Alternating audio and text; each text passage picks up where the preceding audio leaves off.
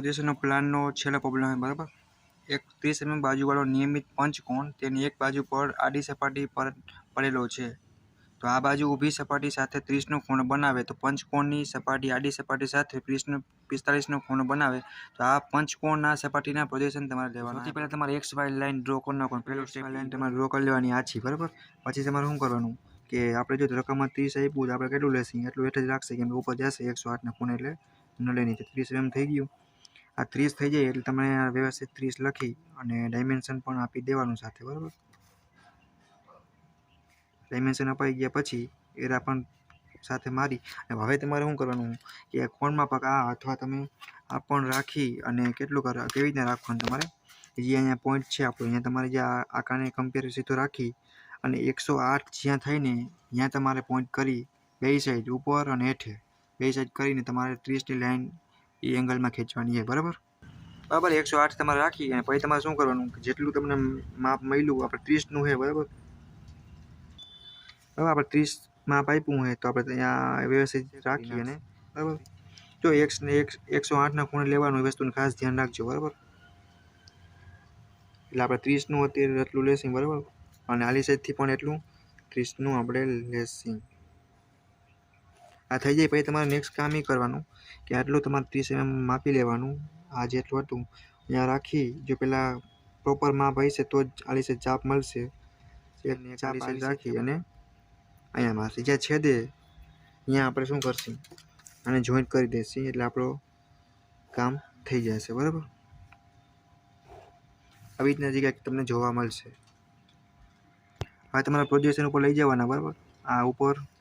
અહીંયાથી આ ઉપર અને અહીંયાથી એક આ પણ ઉપર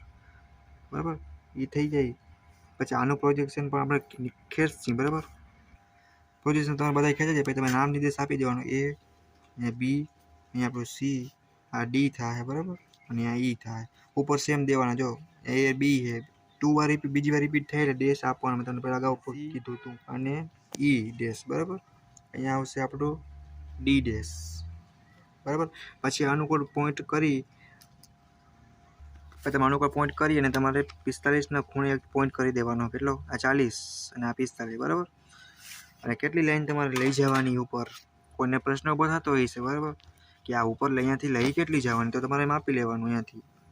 આ રીતે ના કરવું હોય કોઈને તો સિમ્પલ મેથડ કહું અહીં તમારે પરિકર ખોલી અને તમારે એવી રીતના ચાપ મારી લેવાની અથવા તમે એવું પણ કરી શકો તમને અનુકૂળ લાગે એવી તમારે પહેલાં એક લાઈન ખેંચી લેવાની બરાબર. તમને આઈડિયો આવે આ લાઈનને લઈ લીધી કોઈ વધારે થઈ જાય તો કોઈ માર્ક્સ નહીં કપાય બરાબર. પછી તમારે મેઝર કરી અને એક ચાપ અહીંયા આવી ગઈ પછી તમારે અહીંયા રાખી અને પાછું એક અહીંયા એને અહીંયા પોઈન્ટ આગળ રાખી અને પાછું એ રીતના કરી નાખશો એટલે તમને આરામથી 2 પોઈન્ટ મળી જશે. પછી તમારે નામ આપી દેવાનું અહીંયા થશે આપણે A ડેશ અને B ડેશ બરાબર. અહીંયા આપણું મળશે આ પોઈન્ટ આગળ E ડેશ અને C ડેશ પ્રોજેક્શન છે એ આપણે હેઠે ખેંચી જશે. એક પોઈન્ટ અહીંયા મળશે એક અહીંયા ને એક અહીંયા બરાબર. આ પ્રોજેક્શન આપણા અનુકૂળ આવે એટલે આપણે હેઠા લઈ લઈએ બરાબર. તમારે બધું પ્લેન સેલથી જ દેખાય એના માટે હું દોરું આ સાઈડ પાછા પ્રોજેક્શન ખેંચવાના છે બરાબર. એક આપણે આ પણ લેસી સેન્ટર વાળું આ પણ એક લેસી બરાબર. પછી તમારે શું કરો છો જો લાસ્ટ વાળા E અને C E પણ તમારે લઈ લેવાના બરાબર. અત્યારે હું જો આપણે આ અંદર બહાર લઈ લીધી તો અંદર બાકી ટૂંકમાં જ્યાં જ્યાં આપણે પોઈન્ટ A B ડેશ નામ આપ્યા છે ટૂંકમાં અહીં આપણે શું કરવાનું એ ટૂંકમાં લેવાના છે. સિમ્પલ તમે લઈ લેશો પછી તમારે શું કરવાનું આની અંદર એક આપણો બનશે બરાબર. જો એમાં કેવી રીતના થશે અહીંયાથી એક અલગ પેનથી કરી તમને આઈડિયો આવે થોડોક. અહીંયાથી તમારે આવી રીતના એક એરો મળશે પછી તમને બીજો સેન્ટરમાં ડાયરેક્ટ જોડવાનો પછી શું કરશો તમે ડાયરેક્ટ સીધો એટલે બરાબર. એટલે આ ભાગ થોડોક આની જેમ થોડોક આપણે પહોળાઈ રહેશે રેડી. અહીંયાથી પછી આ તમે જોઈન્ટ કરી દેશો અને અહીંયાથી આ જોઈન્ટ કરી દેશો એટલે મસ્ત તમારું ડ્રોઈંગ કહેશે જોરદાર. એ આપણે લાઈનમાં જ લેવાનું જો લીધું અહીંયા E છે તો આપણે E આપશે કોઈનું લેશે થી લેવું પણ લઈ શકે બટ અહીંયા આવવું જોઈએ પહેલાં બરાબર. અને C અને આ B આ થઈ ગયું. પછી તમને અનુકૂળ અહીંયા પોઈન્ટ આવે એટલું લઈ ને આને આપણે અહીંયા ઉતારવાનું છે. જો આ ખૂણો આપણે 30 રાખીને કરી નહીં ખબર હવે તમે શું આ બેઠી વસ્તુને તમારે અહીંયા લઈ જવાની છે. આ ભાગ આખો આપણે છે ધક્કો માર્યો એટલે આમાં ઉપર આવી જશે બરાબર. તો જો તમે કઈ રીતે લઈ જાવ તમને ટ્રીક કહું સિમ્પલ તમારે આપણે કહેવાય ને જે પરિકર છે જે આપણે કંપાસ કહેવાય એ જ તમે આપણે ઠીક અહીંયા વાપરશી બરાબર તો તમને ઇઝી રહેશે જો અહીંયા સમય જે ટાઈપનું કરો ને હેઠે થઈ જશે તો કોઈના માટે આ ટ્રીક બહુ સારી છે રેડી બધા પોઈન્ટને તમારે અહીંયા પ્રોપર પોઈન્ટ આગળ રાખી અને હવે તમારે આ માપને માપી લેવાનું જો આપણે 35 કેટલા થાય 35 ને થોડુંક ઓછું રહીએ તો તમને પેરેલલ લાગે એ ટાઈપનું રોલર સ્કેલ યુઝ કરવાની આ 34 ને 35 જેવું રાખી અને સીધું લાઈન લઈ લેવાની બરાબર આને પેરેલલ રાખીને પછી આપણે લાસ્ટમાં પણ કરી નાખીએ આ થઈ જાય એટલે તમારે સીધે સીધું અને જો રોલર સ્કેલ લેશે તેનો ફાયદો એ થાય તમે અહીંયાથી આમ લેશો ને એટલે તમારું સીધી લાઈન ડ્રો થશે પ્રેક્ટિસ હશે તો વાંધો નહીં આવે તમને પછી આ બધી આપણે રીતના જોઈન્ટ કરી દેવાની છે સીધી જેટલી એક્યુરેસી વધારે એટલા વધારે માર્ક્સ બરાબર એ વસ્તુ તમારે ધ્યાન રાખવાનું રહેશે આ થઈ જાય પછી આપણે બીજું એક કામ બાકી રહી જાય કે અહીંયાથી આ માપ માપી અને એટલું પર લઈ અને અહીંયા રાખી અને આપણે એક ચાપ મારશી ચાપ હશે એટલી કોઈ તમારા માર્ક્સ કાપશે નહીં એ કોઈ ડર રાખવા નથી આપણે અહીંયાથી પછી તમારે શું કરવાનું આ એક અહીંયાથી સીધી જો પેરેલલ સ્કેલમાં તો ભૂલ થશે જ એમની બરાબર તમારે પછી આ પોઈન્ટ કરી નાખવાનું પોઈન્ટ આપણે બીજી પેનથી કરી તમને વધારે દેખાય અહીંયા પોઈન્ટ મળશે બીજો પોઈન્ટ તમને ક્યાં મળશે એટલે મળશે એક અહીંયા મળશે અને બીજો તમને અહીંયા મળશે એ તમારે સિમ્પલ શું કરવાનું અહીંયાથી આ જોઈન્ટ કરશો તમે આલી સાઈડથી આ ભાગ જોઈન્ટ કરશો પછી તમારે સીધો અહીંયાથી સીધું આ ભાગ અને તમારું આ જે છે આ ઘાટું કરવાનું તમારે બરાબર આના પ્રોજેક્શન ઉપર લઈ જવાનું જો આ લાઈન કદાચ તમે ઘટે XY તમે વધારી શકો આનું કોઈ માપ ફિક્સ નથી તમારે જેટલું જોતું હોય એટલું લઈ શકો અને આ છે ભાગ બરાબર એના ડાયમેન્શન અહીંયાથી આપણે આમ લઈ જાય છે પ્રોજેક્શન આપશે બરાબર એટલે અહીંયાથી તમારે સીધું આ વધી જાય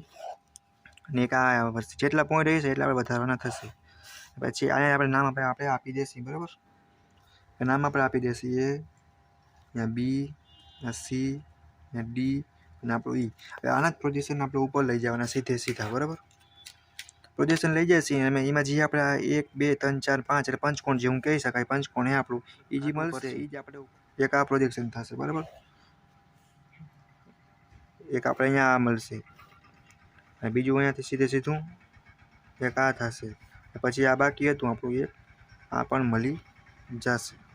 બરાબર પછી તમે શું કરશો આમાં એક પોઈન્ટ તમારે પહેલો અહીંયા કરવાનો એને નામ આપશે આપણે A ડેશ અહીંયા આવશે જો કે આ લાઈન છે એટલે અહીંયા બરાબર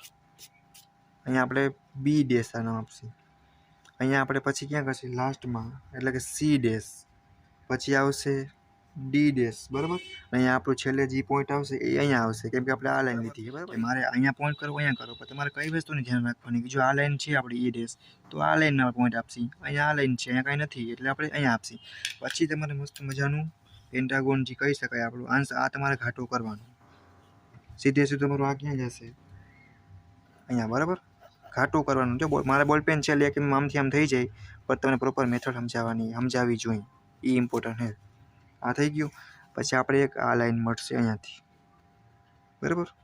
આ તમારો આન્સર છે તમે જોઈ લ્યો હું તમારું ડ્રોઈંગ અને પછી તમારું કોઈ એક માર્ક્સ પણ ના કાપી શકે એટલું સિમ્પલ થયું મેં સ્પીડમાં ધારો તો ઇઝીલી 2 વાર પ્રેક્ટિસ કરશો એટલે આવડી જશે બરાબર તો અહીંયા આપણા જે પ્રોબ્લેમ હતા પ્રોજેક્શન પ્લાનવાળી સીટના બરાબર યુનિટ નંબર 6ના એ પૂરા થાય છે આ બધા જીટીમાં પૂછાય ફિક્સ છે એકવાર પ્રેક્ટિસ કરી નાખો તમારા ફ્રેન્ડને પણ મોકલો બરાબર જેમ બને એમ વધારે શેર કરજો જે લોકોને ડ્રોઈંગ ઓછું ફાવતું હોય છે એ લોકોને આ બધા પ્રોબ્લેમ છે એ કરવા જરૂરી છે અને આ જીટીયુમાં આ 4 કે 5 પ્રોબ્લેમ આપણે કર્યા ટોટલ 5 કે જે પ્રશ્ન કર્યા એમાંથી ઓછામાં ઓછા 2 પૂછ્યા છે 2 ના અર્થમાં તમને જે આવડતું હોય છે તમે દોરી શકશો બરાબર 7 માર્ક્સના પૂછવાની શક્યતા વધારે છે પાસ થવા માટે બેસ્ટમાં બેસ્ટ ચીજ છે બરાબર તમારા ફ્રેન્ડને શેર કરજો અને સપોર્ટ કરજો વિડીયોને લાઈક અને કોમેન્ટ કરજો